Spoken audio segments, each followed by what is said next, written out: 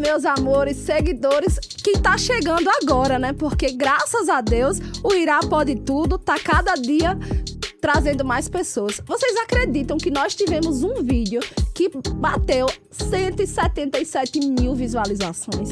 Então, minha gratidão, gente, a todos vocês que estão assistindo. É prova de que Deus existe, não é verdade, Padre Fábio? Sem dúvida. Hoje nós estamos aqui com um grande amigo nosso, uma pessoa iluminada. E a gente precisava desse momento, de uma pessoa que, acho que viesse para somar no Irá Pode Tudo e mostrar um pouquinho para Irá e para os meus telespectadores aqui que Irá só pode tudo porque Deus pode tudo acima de todas as coisas. E eu estou muito feliz, gente, de estar aqui hoje com o Padre Fábio Pinheiro. Padre Fábio Pinheiro, que a gente já tem aí, eu acho que eu posso ficar livre de dizer uma amizade, né, que Sim. nasceu. Ele que é um dos responsáveis, ele é o responsável lá pela Santuário dos Mártires, no bairro Nazaré, que é um santuário iluminado, lindo, acolhedor. E ele vai falar muito pra gente hoje.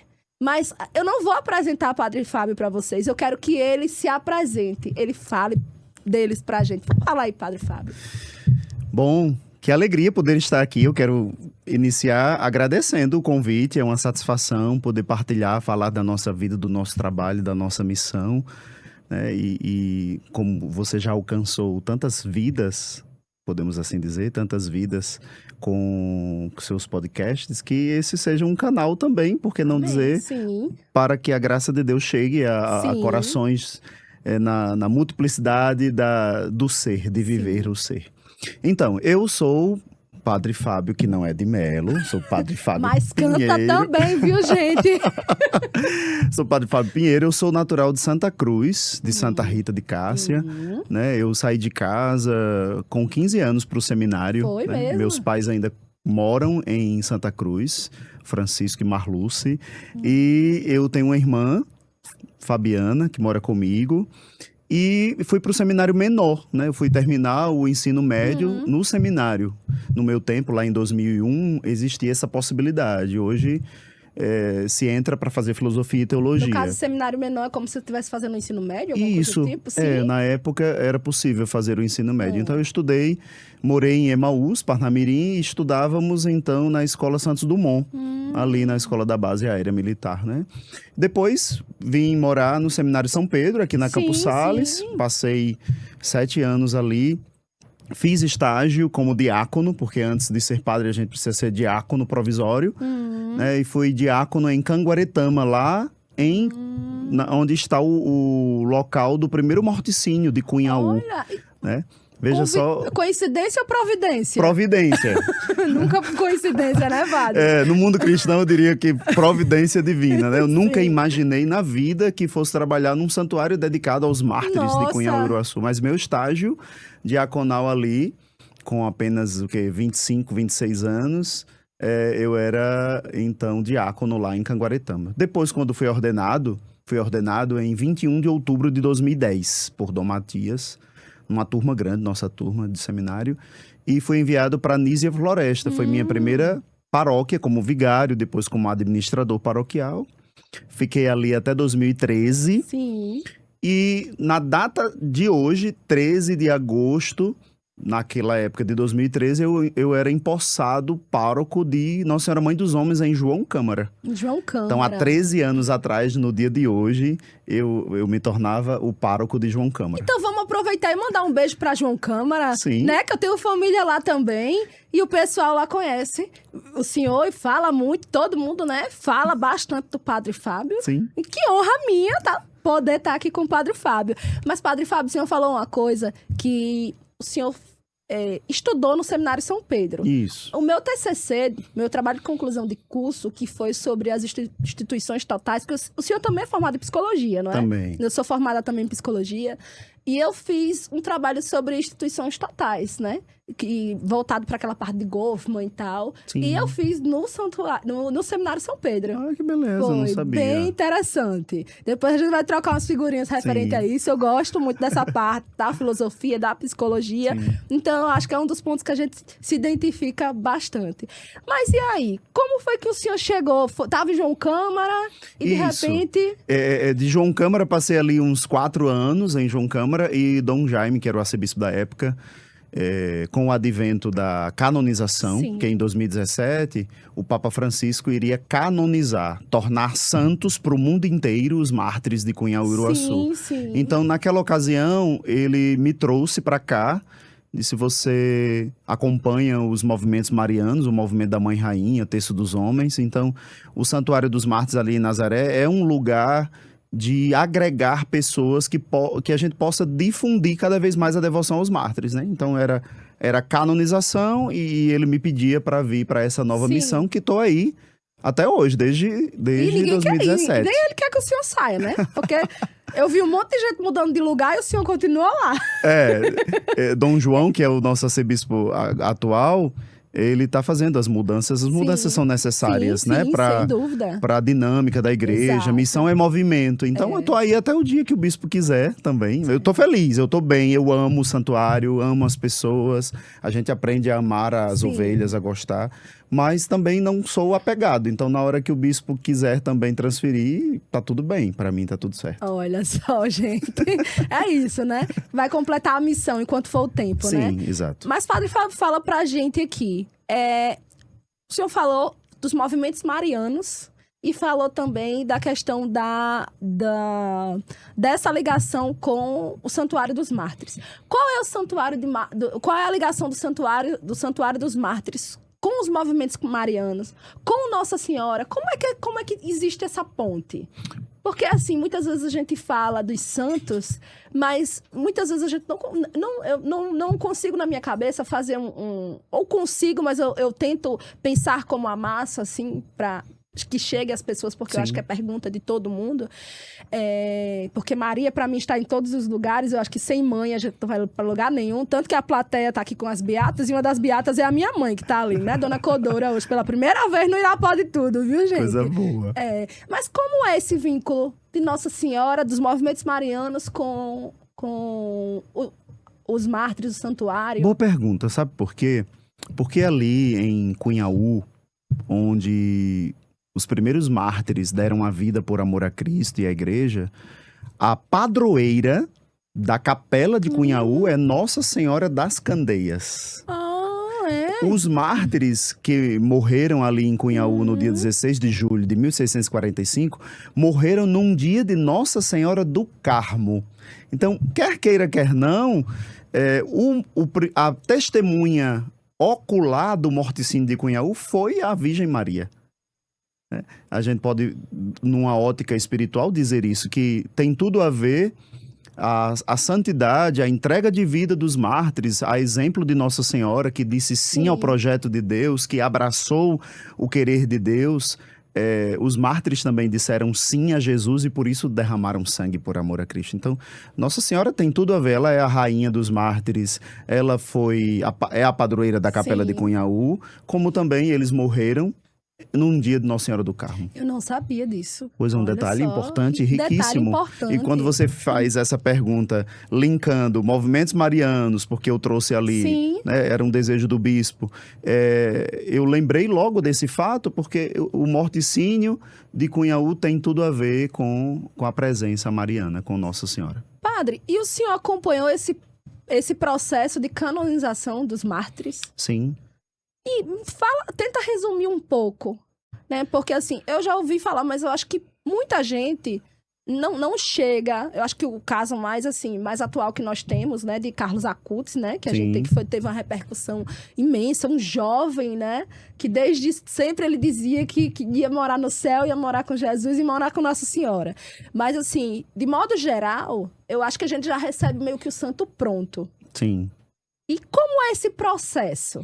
de fazer santo. Né? De fazer santo. Porque quem sabe, quem tá em casa não quer ser santo, sim, consegue. Sim. Quem sabe até eu, né? Pois bem, consigo, todos né? Nós, todos batizados, somos chamados à santidade. Bom, boa pergunta, Ira. O que acontece? Aqui no Rio Grande do Norte, esse morticínio aconteceu lá no século XVII, com a invasão holandesa, aqui no Nordeste. Vieram em busca da nossa cana-de-açúcar, dos produtos da terra, né? Para levar para a Holanda, para a Europa. Aquela região bastante cana, né? Isso, bastante cana-de-açúcar. Havia ali um engenho. Moravam ali cerca de 60 famílias. Sim. Era uma paróquia, uma capela pequena, mas tinha um padre próprio, o padre André de Soveral. Então, eles vieram em busca disso. Lá em Uruaçu, do mesmo ano, em 1145, em 3 de outubro, também foram martirizados o pároco aqui da antiga catedral, Nossa Senhora da Apresentação, juntamente com uma leva de fiéis que estavam presos no Forte dos Reis Magos, levados até hoje São Gonçalo do Amarante, às margens do rio ali, Uruaçu, e foram todos trucidados também por causa da fé. E respondendo à sua pergunta, esse processo, por muito tempo, a história dos mártires ficou só nos livros da história do Rio Grande do Norte. E aí um bispo nosso, Dom Alaí Vilar, resgatou essa história a partir da fé, porque existiram outros massacres no Rio Grande do Norte que não tiveram essa ótica cristã de morrer pela Eucaristia, de ir para a missa. Não tinham padres, porque eles estavam saqueando em busca de produtos. Então, porém, os holandeses eram calvinistas, eram protestantes calvinistas. Eles vieram também para impor a fé calvinista. Sim. Então, esses lá em Cunhaú, esses lá em Uruaçu, não renunciaram à fé católica para abraçar uma nova fé. Então, por isso foram mortos, né? Então, esse processo ficou esquecido. Dom Alaí pede, então, ao Monsenhor Assis, que foi o postulador da causa, para ir em busca, né, de material. Foi à Holanda, aqui no Brasil, pesquisas, porque essa história está nos livros da história do Rio Grande do Norte. Então, resgata, então, o Monsenhor Assis toda essa história. Quando foi em 5 de março do ano 2000, o Papa João Paulo II beatifica os mártires, reconhece como santos do Rio Grande do Norte, né? Os bem-aventurados, bem-aventurado quer dizer feliz. Eles têm um testemunho de fé heróico a dar para o povo do Rio Grande do Norte, porque o nosso chão foi banhado pelo sangue dos mártires. Né? Passado esse tempo todo, né, 17 anos, então tivemos a ajuda de Dom Cláudio Umes, que foi o cardeal arcebispo de São Paulo, que era muito amigo do Papa Francisco, e diz que no Brasil, no Rio Grande do Norte, tinham mártires que morreram lá no século XVII, mas ainda não eram santos. Sim. João Paulo II havia beatificado, mas não eram reconhecidos como santos. Então, para ser santo, precisa de milagres. Sim. E diferentemente dos nossos santos, que são não só apenas santos, que têm uma vida heróica de virtudes, de fazer o bem, de caridade, de oração, os nossos santos têm algo que para a igreja é superior à caridade, que é o martírio, o derramamento de sangue. Sim. Então, martiria do grego significa testemunho. O maior dos testemunhos que um fiel pode dar de amor a Cristo é derramar sangue por ele. Então, isso por si só já valoriza e os canoniza, né? Sim. Porém, a igreja, muito sabiamente, prudentemente, pede sempre milagres. E nós temos testemunhos de milagres, curas em relação ao câncer,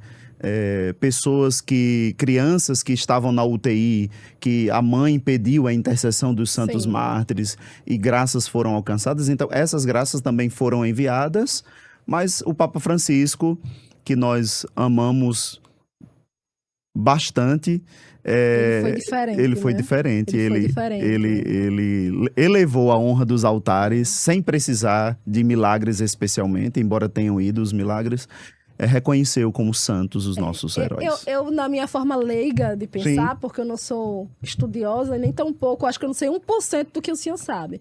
Mas eu acho que nós tivemos a oportunidade de ter um Papa que foi um papa mais, vamos dizer, científico, um papa mais voltado para epistemologia, A vida para o acadêmica, estudo, né? né? Que foi o Papa Bento XVI. Bento XVI. E eu acho que para fazer a junção e a perfeição veio o Papa Francisco com todo esse derramamento de amor, Sim, né? Eu acho que são duas coisas que devem caminhar juntos, sim. né? Um Muito acolhimento, interessante, né? assim, eu estava vendo a questão epistemológica, teológica do Papa Bento, e é muito interessante, né? As coisas É que um ele dos escreve. maiores teólogos Muito dos últimos inteligente, tempos. muito, um dos maiores teólogos, exatamente. Padre, e me diga uma coisa, intercessão, porque a gente escuta muito pessoas dizerem assim, não, mas santo não faz milagre. Mas a gente fala sobre intercessão. Sim. E o que é intercessão? Quando eu falo assim, o milagre é direcionado para tal santo, por exemplo, para os mártires, como o senhor colocou aí, porque uma mãe pediu uma intercessão dos mártires junto a Deus nos milagres. Sim. Como é? O que é isso? Explica aí para o pessoal que está em casa o que é intercessão.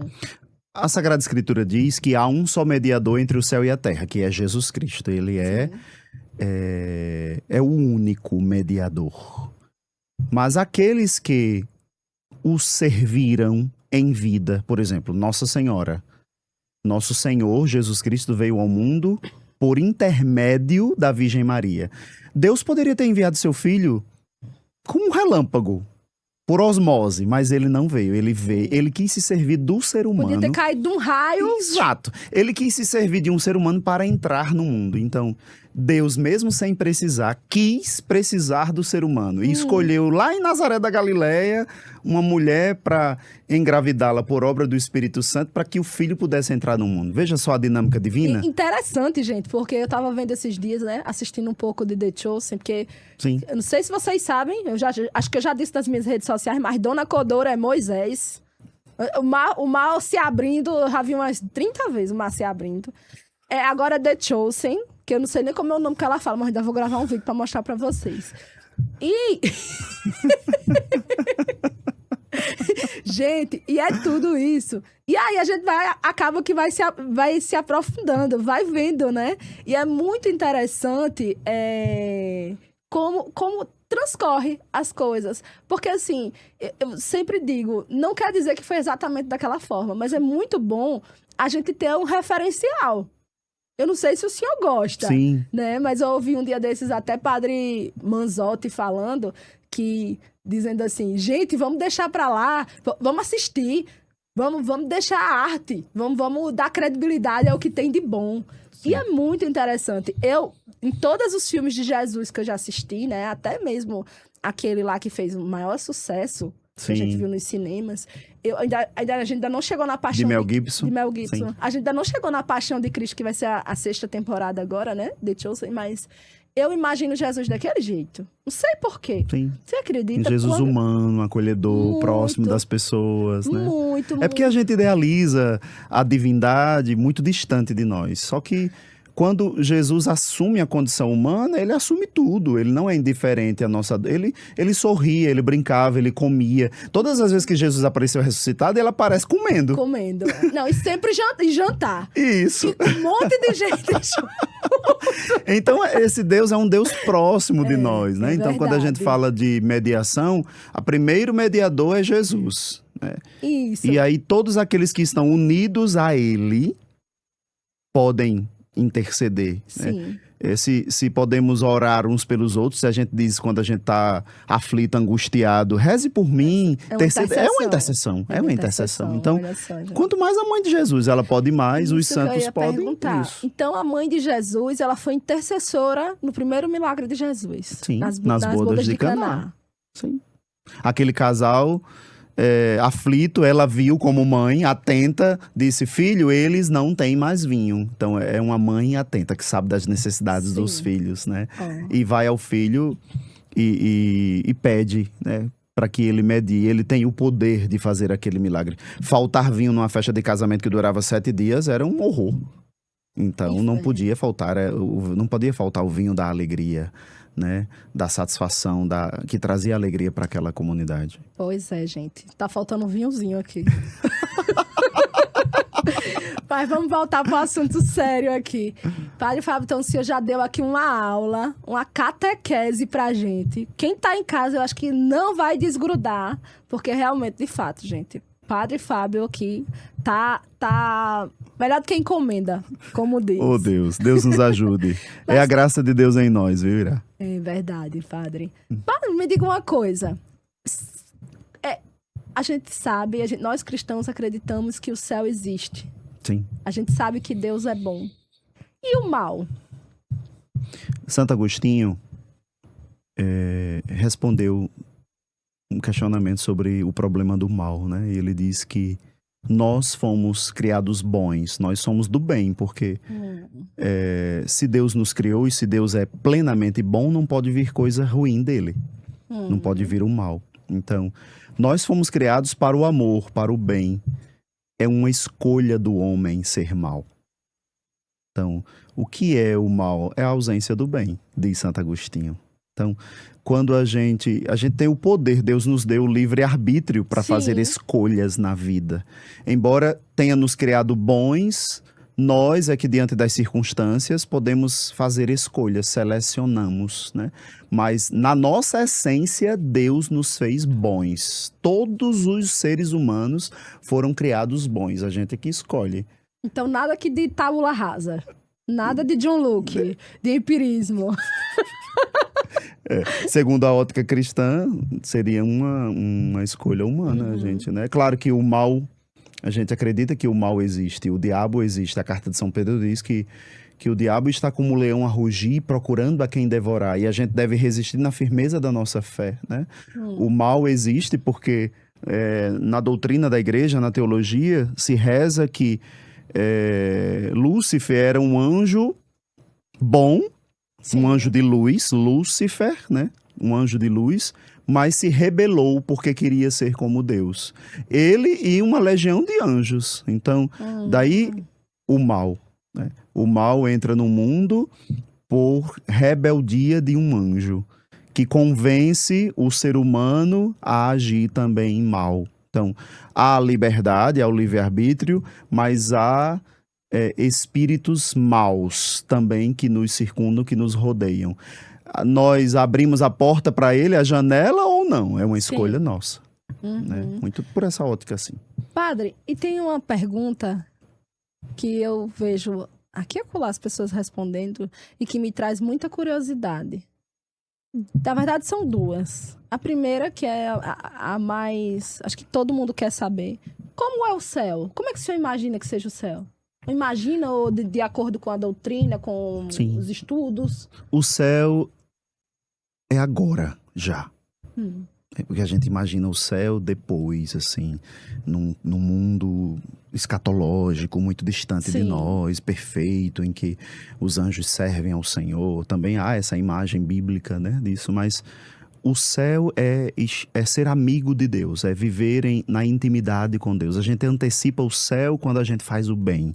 Quando a gente agradece, a gente já antecipa o céu quando a gente recebe a Eucaristia na missa.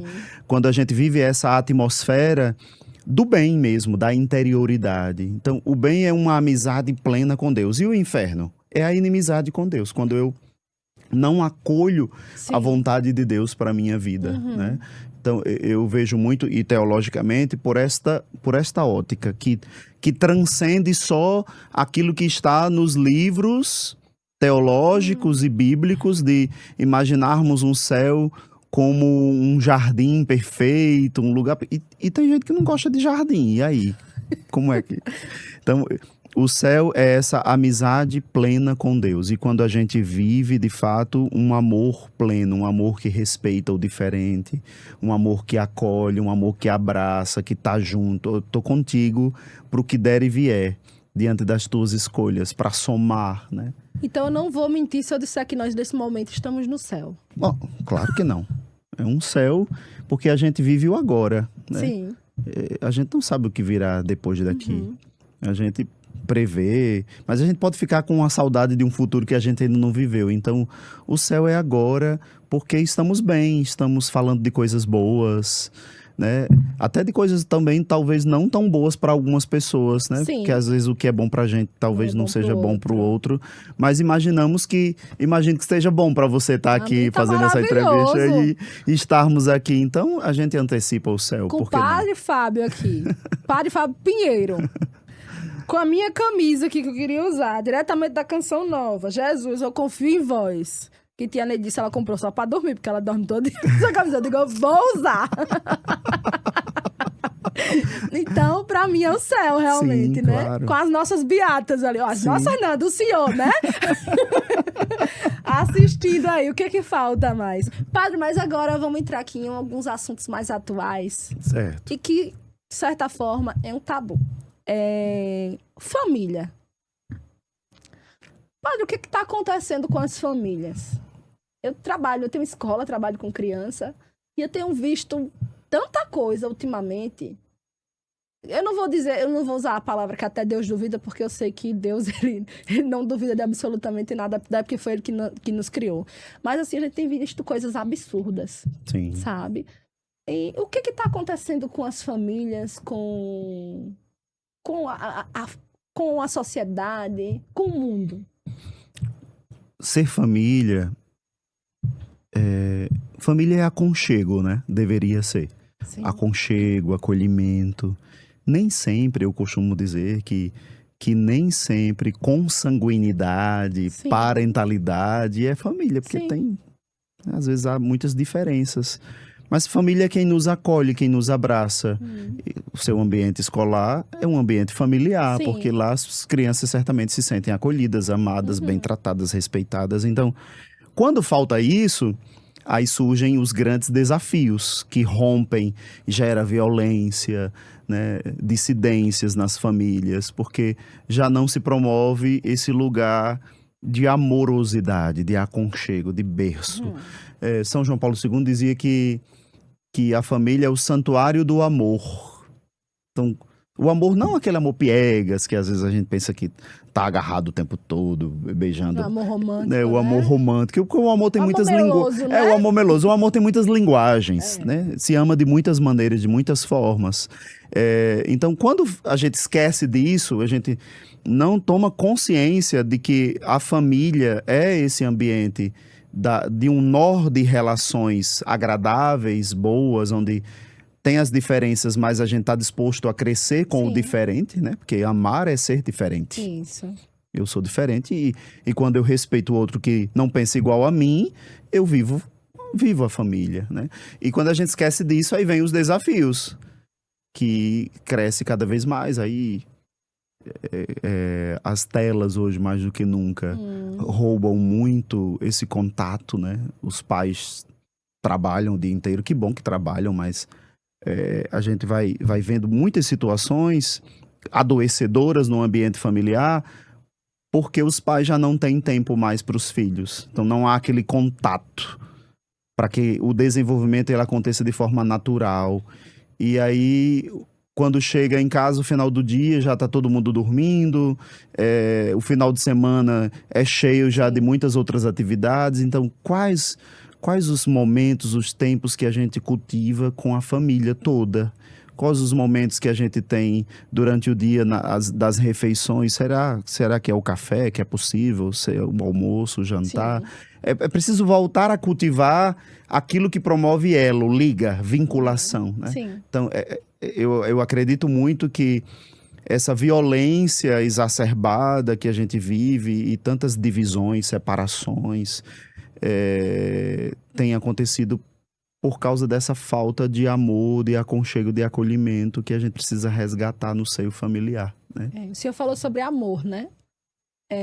Zygmunt Bauman, ele fala muito que a gente está na era de amor líquidos, né? Sim, que se esvai rapidamente. São os amores rápidos, os amores que se derramam e se acabam. Como é que o senhor explica isso? Porque a gente vive numa época que as relações, elas estão mudando como a gente muda e a gente passa uma tela de celular. Quando eu falo tipo relações, eu estou falando relações de amizade, Sim. relações de namoro, de casamento, estou falando de todos os tipos de relação. Né? Pessoas que não falam com as outras na família por algum motivo. Então, tudo isso é voltado... Por quê? O que tem acontecido? Bom, podemos dizer que hoje as pessoas vivem modismos, né? Sim. Aquele amor bíblico de eu sou chamado a fazer renúncias, eu não estou mais disposto por causa dessa rapidez das informações e das relações que são muito efêmeras, passageiras. A gente não quer conviver para ver se eu me vejo no outro, se o outro se vê em mim e crescer. A gente não está disposto a fazer sacrifícios. Será que a gente só quer ver o lado bom do outro e não quer, quando chega a parte ruim, a gente cai fora? É uma possibilidade, Ira. Uma possibilidade muito grande, né? E muito veemente. Mas as pessoas não estão dispostas a fazerem sacrifícios para lutar por isso aqui que a gente chama de amor. Amar é isso, né? É fazer renúncias, sacrifícios. É claro, eu não vou me anular, não vou anular o meu eu. Sim. Para viver a vida do outro, né? Porque ninguém está no mundo para viver as expectativas do outro. A gente está para viver a nossa vida. Se a gente se encontrar, se a gente se abraçar, se a gente quer viver isso, tá tudo bem. Mas as pessoas esqueceram de que o amor é também sacrifício, é também renúncia. Não é aquela coisa melosa das séries, dos filmes da beira da praia. É também isso, mas não é só isso. Não é isso. Isso na essência. Exato. O mais importante, né? Isso mesmo. E vamos para temas, continuando em temas polêmicos, porque eu acho que família é um tema muito polêmico, né? Hoje a gente tem as famílias aí tentaculares, que são famílias aí formadas de diversas formas. Sim, tem várias configurações familiares hoje, né? Que a gente precisa olhar e respeitar também. Mas me fala uma coisa, a igreja tem mudado o olhar para alguma coisa? Porque a gente tem uma igreja de um tempo que ela vem muito, vamos dizer, enrijecida em alguns assuntos, mas hoje eu sinto algumas flexibilidades. Essas flexibilidades, elas realmente existem ou é porque está olhando com os outros olhos? O que acontece? A igreja, ela acompanha e ela lê os sinais dos tempos, né? A igreja, na sua essência, ela tem como fundamento a Sagrada Escritura, a tradição, o magistério da igreja, né? Isso fundamenta a fé da igreja. Porém, a igreja não deixa de olhar para o que acontece, para essa mudança de época constante. Então, a gente precisa acolher as pessoas, abraçar as pessoas como elas são. A doutrina é para católicos, né? Existia quase que uma uniformidade. A igreja exercia uma soberania sobre o mundo. Isso. Então, hoje a gente sabe que existem muitas outras religiões, muitas denominações religiosas diferentes. Isso. O nosso Estado é laico. Exato. Então, quando a igreja tem uma doutrina, ela apresenta para católicos. Entendi. E quando ela vê essa diversidade familiar, até de escolhas de vivências humanas, o olhar dela deve ser de respeito, como Jesus agiria, né? De acolher a pessoa. É claro que, como toda instituição tem regras, a pessoa escolheu viver com uma pessoa do mesmo sexo. Ela, na doutrina católica, ela não vai poder exercer determinadas coisas porque faz parte daquela instituição, há algumas regras, mas mesmo assim ela é acolhida. Entendi. Porque ela é uma pessoa amada por Deus, independente das escolhas que ela faz. Mas como toda instituição há regras, ela de repente precisa se submeter àquelas regras para poder viver, né? Então eu vejo muito a igreja nessa ótica do tentar fazer a leitura dos sinais dos tempos, acolher a pessoa, mas ela também está sujeita a se submeter às regras daquela instituição. Padre, me fala uma coisa. Tem uma música de Fernando Mendes que diz assim: não adianta ir para a igreja rezar e fazer tudo errado. Me diga uma coisa. Um ateu que faz o bem, eu sei que o senhor não é não é o porteiro do céu e vai estar lá dizendo quem vai entrar e quem vai sair, né? Longe disso, nem quer, né? Sim, não, de forma alguma. Nem eu não quero também, não. Mas eu vejo, Se existe bondade naquela pessoa, se aquela pessoa faz o bem, por que aquela pessoa não existe chance nenhuma dessa pessoa ir pro céu? Como é isso? Bom, a igreja diz no Concílio Vaticano II que fora da igreja existe salvação. Então, existe salvação para o ateu. Ele simplesmente por ser bom, ele está unido a Jesus, que é o bom do Pai, mesmo sem conhecê-lo, mesmo sem querer professá-lo. Então a salvação é para todos. Ninguém está fora da salvação. São Paulo diz, é desejo de Deus que todos os homens sejam salvos por meio de Jesus. E há muita gente no hinduísmo, no judaísmo, no islamismo, no espiritismo, em outras ideologias religiosas que podem ser salvas, sim, porque a salvação não está dentro de uma caixinha. Sim. Ela não está nas estruturas físicas da igreja. O senhor me trazendo isso, agora surgiu uma pergunta. Me surgiu um questionamento aqui. Porque se a gente se denomina quanto cristão, e existem tantas denominações que acreditam no Jesus Cristo, acreditam num Deus que salva, por que essas religiões elas brigam tanto entre si? Boa pergunta, né? Porque os homens estão em busca de poder.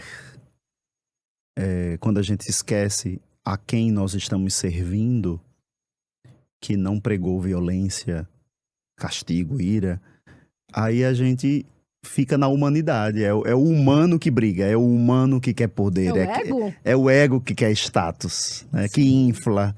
Então, na história da própria Igreja Católica, né? Quantas vezes as brigas, as dissidências, por causa de poder, de soberania. Não é porque o evangelho, não é porque Jesus estava mandando fazer isso, né? Há até aquelas religiões que matam em nome da fé, né? Sim. Então, Deus não quer isso. Deus porque é às amor. vezes eu vejo assim umas brigas tão bobas que no final todo mundo quer chegar na mesma coisa, que Exato. em Jesus, né? É no amor, é na salvação, e é uma briga tão fútil, São né? brigas de egos, né? Briga de egos, o senhor falou tudo. Padre, me diz uma coisa que todo mundo que tá em casa quer saber. Tatuagem é pecado? Olha, biblicamente, explicitamente, a Bíblia não fala exatamente, né, da tatuagem como um pecado. A gente orienta quando um jovem procura. Qual a nossa orientação como padre, como a partir da leitura da igreja?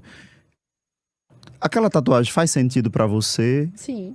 Que marcas ela deixa, né? Não só a marca, os riscos no corpo, mas que significado aquilo tem? Sim. Aquilo tem uma figura cristã, é uma figura que faz sentido para você sob uma ótica cristã? Então eu diria que não é pecado. Eu Você não tem nenhuma tatuagem?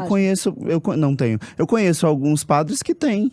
Sim. E nem por isso são condenados por causa, né, da tatuagem. Então, lá no Antigo Testamento, salvo engano, eu não tenho agora a citação bíblica exata, mas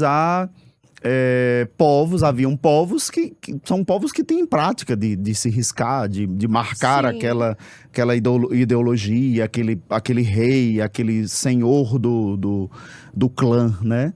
Mas não há uma publicação explícita da igreja quanto à tatuagem, desde que ela tenha um viés cristão, que ela faça sentido para você. Não há uma condenação nesse sentido. Lá em casa eu fiz um tribunal. Foi. Coloquei as beatas tudo sentada e disse, vou fazer uma tatuagem. Já contei isso aqui no podcast. Aí botei as beatas tudinha sentada e disse, vou fazer uma tatuagem. Aí aquela ali, meio assim, aquela outra ali fez. A tatuagem é o quê? Aí primeiro eu disse, eu tava pensando em fazer uma taça de vinho aqui. Ela fez, não, bebida no corpo não. Aí tem uma que é já extremamente radical. Tatuagem de jeito nenhum. Já teve outra que disse que eu podia fazer em qualquer canto. Aí vendo, como eu já falei aqui, falando bem rapidinho, que os meus telespectadores já estão cansados de ouvir, eu vi um vídeo de Padre Shankar falando sobre a medalha de São Bento, né? Inclusive tem um vídeo, depois o senhor veja, que é bem interessante meu, que fala justamente sobre isso. Que Padre Shankar disse, né? Que uma menina foi procurar coisas ocultas para fazer maldade para o namorado e acabou que não conseguia de jeito nenhum e a pessoa que estava lá fazendo pediu uma foto dele de corpo inteiro e ele tinha uma medalha de São Bento. E aí a pessoa disse que não ia conseguir de jeito nenhum fazer maldade com ele, porque ele tinha a medalha de São Bento. E aí eu decidi e fiz aqui no braço a medalha de São Bento. Aí pronto, aí ficou todo mundo feliz. A cruz sagrada seja minha luz, Isso, não seja o dragão meu guia. Retira-te, Satanás, nunca me aconselhes coisas vãs. É mal que tu me ofereces, bebe tu mesmo do teu veneno. Exatamente. Padre, mas me fala uma coisa, a gente já falou aqui sobre diversas coisas.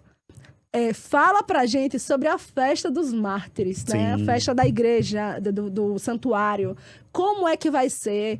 Aproveita e faz teu pitch aí, porque eu sei que a gente tem aí, precisa de patrocinadores, precisa de pessoas para nos ajudar, então fala um pouco pra gente. Nossa festa, este ano em específico, vai acontecer de 3 a 13 de setembro, porque vem aí as eleições, né? Então, para não chocar, não termos nenhum problema com a justiça eleitoral, a gente traz a festa para mais cedo, inclusive lá em Uruaçu também vai ser mais cedo. Até porque não pode deixar os políticos participar, eles querem ir, né? Tem que deixar, também, né? não pode ter, em determinado período, aquelas manifestações de rua, procissão, né? Porque tudo pode se configurar, de repente, algo eleitoreiro. Então, de 3 a 13 de setembro, todos estão convidados, vocês que assistem aí o Irá Pode Tudo, vocês podem ir, por favor, para o bairro Nazaré, participar da nossa festa. Esse ano a gente vai ter o primeiro Fit Mártires, né? Mesmo? Tá na moda as corridas, né? É correr. Vai eu e Tia Neide correr. E então vai ter também. Estamos já no segundo. Já comprou a camisa, Tia Neide? Estamos no segundo lote, tem que comprar a camisa. Ela comprou todas as camisas. A camisa da festa, né? Testemunhas da fé e do amor que nos une a festa desse ano. Bom, eu tô me programando pra ir. Quantos quilômetros? São 5 só. Vixe, só isso? Pertinho, curtinho. 5 quilômetros. A gente faz isso tranquilamente, rapidinho. Né? Aí teremos também o Alto dos Mártires, que o Alto dos Mártires é uma encenação dos morticínios. Vale muito a pena assistir. Os nossos jovens se preparam para isso com antecedência, já há 3 meses ensaiando, né? Então, todos os anos tem o Alto dos Mártires. Todos os dias tem novena, tem quermesse, né? Maria, tem um cachorro quente. Tem cachorro quente. Maravilhoso. Tem creme de galeto, que eu chamo creme de galeto. O creme de galeto, que não é de galinha, né? Pra ser de galinha tem que matar muita galinha. É mesmo. O creme é de galeto. Temos muitas coisas. Tem bazar, tem o artesanato. Sim. E todas as noites tem atrações. E o senhor canta lá? A gente canta. Tem um dia que a gente canta. É mesmo? A gente vai cantar, salvo engano, no domingo 6 de setembro. 6 de setembro. Todos estão convidados também. Uma serestinha. Eu gosto das músicas antigas. Eu também. Adoro música antiga e gosto demais. Aí todo ano a gente faz. Você é igual aquele padre que canta Boate Azul? Não, Boate Azul. Eu sei. Eu sei cantar, mas eu ainda não cantei Boate Azul, não. Deixa pra outro dia, Boate Azul. Deixa pra outro dia. Dê uma palhinha aí pro povo sentir como é que é. Porque, né? Aí todo mundo vai. Sim. Vou assistir a Seresta de Padre Fábio. Tia, eu vou assistir a Seresta de Padre Fábio. Vale a pena, vão, por favor. Sim. Por exemplo, tem uma de Nelson. Devolvi o cordão e a medalha de ouro e tudo que ela me presenteou. E por aí vai, né? Calma, bora, Beatas! Primeiro pode ir com plateia, viu, gente? Ai, meu Deus.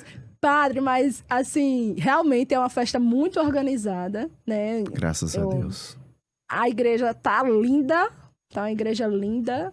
Nas quintas tem a adoração ao Santíssimo, né? Hoje, inclusive, tem a missa Coração por Cura e Libertação. Quinta-feira, né? Isso, tem a hora... A Hora da Misericórdia. A Hora da Misericórdia. E o que tem, assim, que chama os jovens? Porque eu vejo muitos jovens. Quando eu vou lá, assim, eu vejo que tem muitos jovens. Quais são as programações para os jovens lá? Sim. Nós temos lá pastorais como a Pastoral do Encena Cristo, que eles produzem encenações bíblicas como o Natal, né? Como a Páscoa. Mas também tem a história dos mártires que é apresentada. Temos também a juventude missionária. Nós temos os serviços do Segue-me, né? Sim. A juventude está aí se preparando. O EJBP, que é o Encontro de Jovens em Busca da Paz, nasceu ali na paróquia, mais antigo que a própria paróquia. na tentativa de resgatar os jovens, né, que viviam ali na drogadição. Então, surge como um encontro com Cristo para promover essa paz.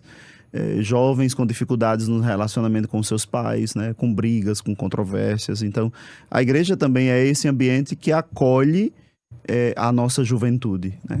E durante o ano temos muitos eventos. Tem a martiria, que é uma vigília jovem, as nossas missas dominicais. A missa das 17 horas do domingo é uma missa com um público muito mais jovem. Padre, a impressão minha, os jovens estão voltando à igreja. Graças a Deus, né? Tenho visto muitos jovens, né? E tem muitos jovens. Eu acho que essa sede de Deus mesmo, essa de se encontrar.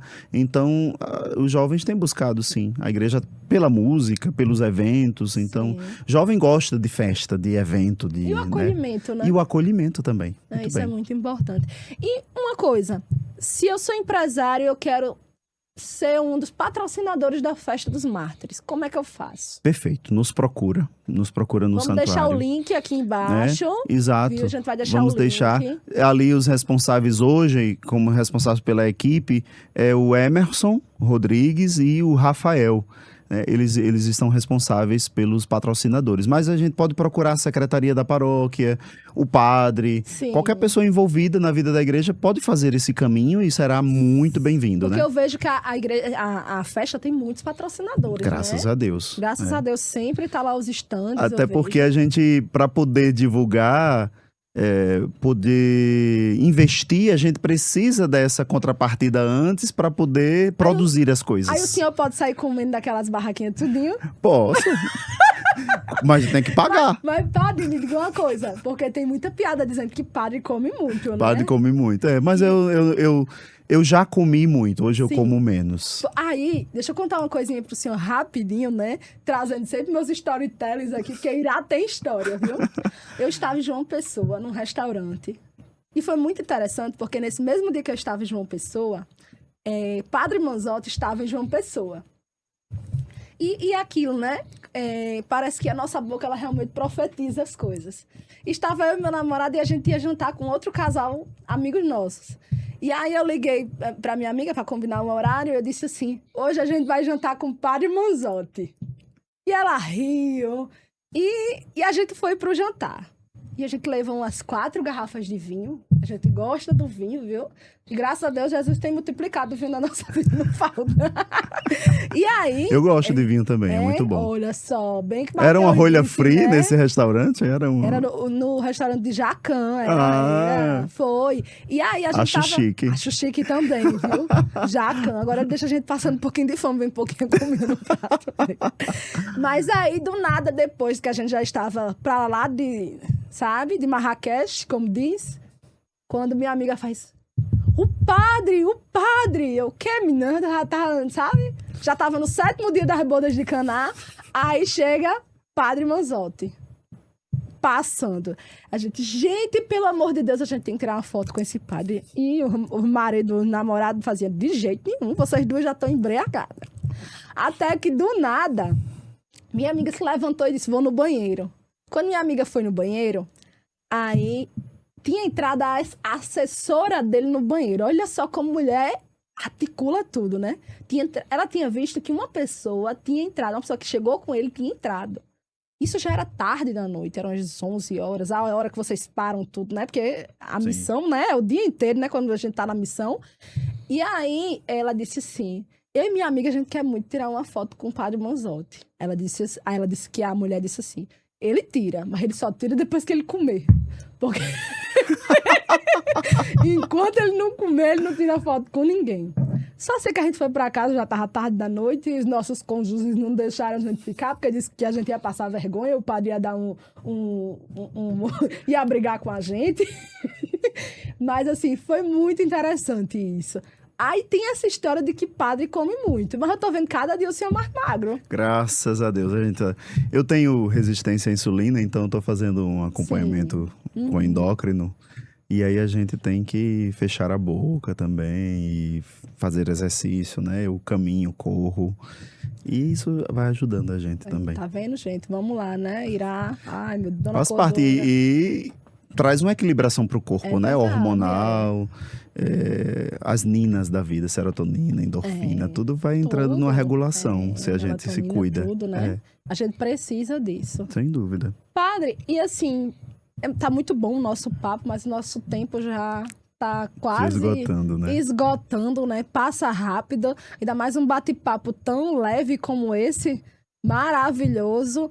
A gente aprendeu muito aqui e com certeza a gente vai vir outras vezes. O senhor vai, se Deus quiser, tá aqui outras vezes. Eu espero que a festa dos mártires seja muito abençoada, né? Que seja muito próspera e que realmente traga aí muitas pessoas, que as pessoas possam, através desse meio aqui de comunicação, chegarem até lá, pessoas que não conhecem. Sim, há muita gente em Natal e fora de Natal que não sabe que em Nazaré, no bairro Nazaré, em Natal, tem um santuário dedicado aos mártires de Cunhaú-Uruaçu, né? Esses dias a gente tava lá em casa com uma amiga minha, que é muito católica, e ela disse, ela e tia Neide, a gente conversando, e ela disse que não sabia. Pois é. Ela disse que não sabia que tinha. E, gente, é lindo. Tem uma cúpula que você vê de longe, que é lindo demais, né? Mas a gente precisa de doação, né, padre? Sempre. A obra... Para manter aquilo lá, né?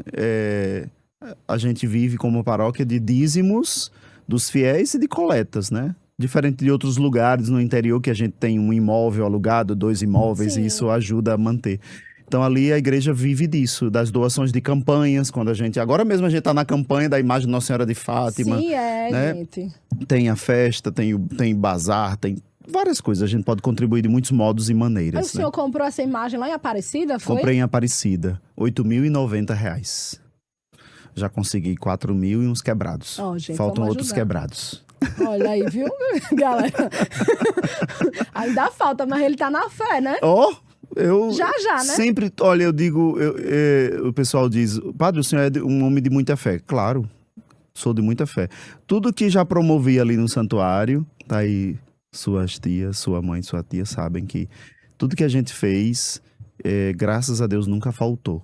Nunca deixaram o padre sozinho nas obras. Então, não vai ser R$8.000 que vai... De jeito nenhum, de forma Já alguma. fez coisa muito mais cara aí? Muito mais. Muito mais cara. E teve o salão, né, que o senhor fez lá.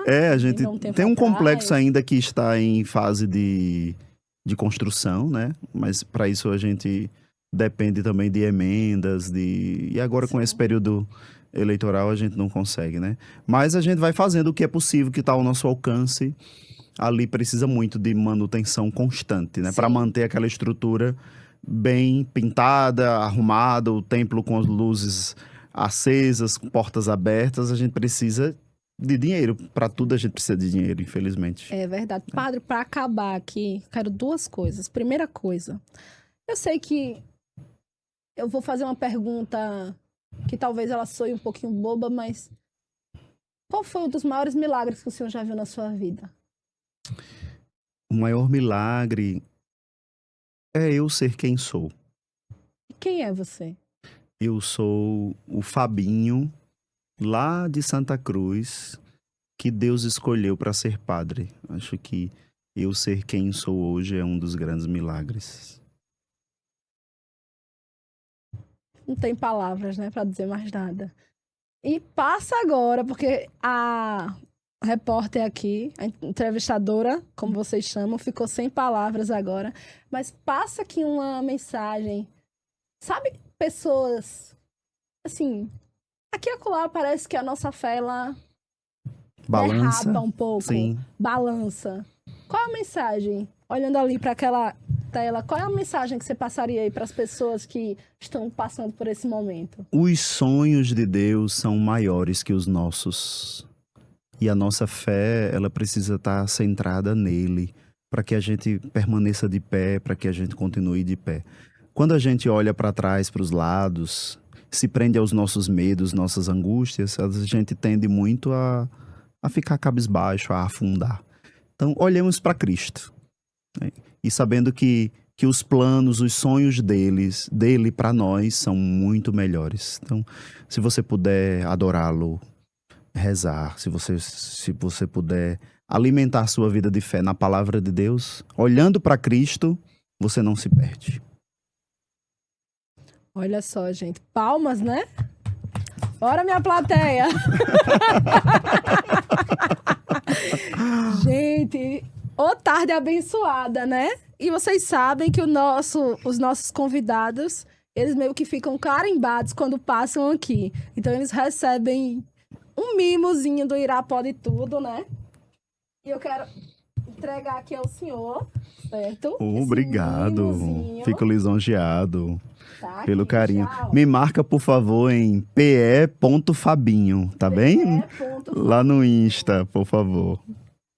Suas redes sociais, padre? pe.fabinho. pe.fabinho, de padre, de psicólogo, é psi.fabius, com U, Pinheiro. O senhor ainda tem tempo para ser terapeuta? Tenho. Inclusive, depois daqui, às 15h30, eu tenho um cliente me esperando. Tá vendo só? Então, gente, vamos terminar. Padre Fábio, eu quero agradecer do fundo do meu coração a sua presença hoje aqui no Irá Pode Tudo, né? Falar um pouquinho sobre sua trajetória, compartilhar conosco tantas coisas boas, que eu digo que acho que amor é de utilidade pública. Sim. Acho que quando a gente sabe amar, eu acho que tem faltado muito isso. Em nós, eu não digo nas pessoas, porque às vezes a gente fala nas pessoas e a gente se anula como se a gente fosse um ser diferente. Não, nós estamos no meio desse bolo. E eu acho que falta muito nisso. E ter uma tarde abençoada assim com o senhor aqui, isso é divino. Como eu mesmo disse, isso aqui é o céu. Então, muito obrigada. Que Deus lhe abençoe. Gente, vamos ajudar o santuário, né? Por favor, segue lá, @Santuário dos Mártires também. Vamos deixar aqui o @. Gente, um beijo e até a próxima. Muito obrigada, Padre Deus Fábio. abençoe sua missão, seu trabalho. Seja muito feliz e abençoe sua família também. Muito obrigada.